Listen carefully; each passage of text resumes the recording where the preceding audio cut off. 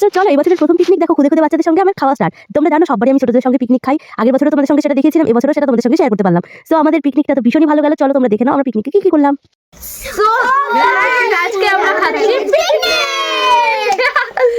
তোদের কেমন মজা লাগছে?